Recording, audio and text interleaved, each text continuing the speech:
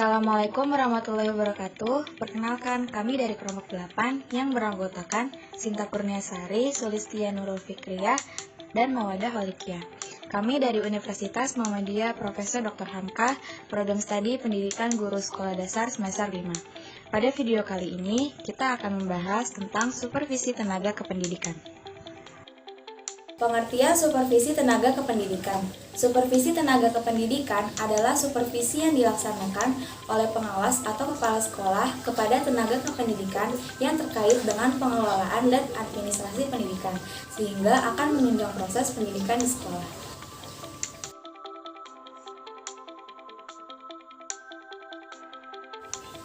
Konsep supervisi tenaga kependidikan.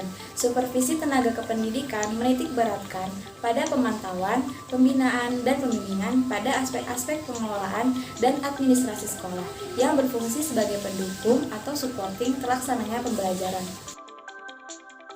Prinsip supervisi tenaga kependidikan ada 7, yaitu 1. Supervisor harus menjauhkan diri dari sifat otoriter. 2. Mampu menciptakan hubungan yang harmonis. 3. Dilakukan secara berkesinambungan. 4. Program supervisi harus integral. 5. Supervisi harus komprehensif. 6. Supervisi harus konstruktif. 7. Supervisi harus objektif. Alur kegiatan supervisi tenaga kependidikan. 1. Perencanaan supervisi tenaga kependidikan. 2. Pelaksanaan supervisi tenaga kependidikan. 3. Tindak lanjut supervisi tenaga kependidikan. Perencanaan supervisi tenaga kependidikan. 1. Latar belakang, landasan hukum, merumuskan tujuan dan indikator keberhasilan. 2. Hasil supervisi tahun sebelumnya. 3. Menetapkan sasaran dan jadwal. 4. Memilih pendekatan, teknik, dan model. 5. Memilih dan menetapkan instrumen. Pelaksanaan supervisi tenaga kependidikan. 1. Kepala sekolah meminta tenaga kependidikan untuk memaparkan hasil kinerjanya. Pemaparan difokuskan pada komponen-komponen yang terdapat pada instrumen. 2. Kepala sekolah melakukan pengamatan terhadap bukti-bukti fisik yang disajikan tenaga kependidikan. 3. Kepala sekolah melakukan konfirmasi dan meminta penjelasan hasil kinerja tenaga kependidikan yang bersangkutan. 4. Kepala sekolah melakukan pencatatan hasil supervisi yang telah dilaksanakan. 5. Kepala sekolah menyampaikan hasil catatan supervisinya dan memberikan saran-saran untuk perbaikan kinerja pendidikan yang bersangkutan.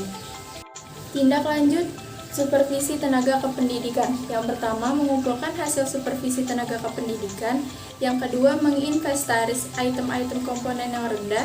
Yang ketiga, menganalisis hasil supervisi tenaga kependidikan. Yang keempat, pembinaan umum tentang perbaikan kinerja tenaga kependidikan.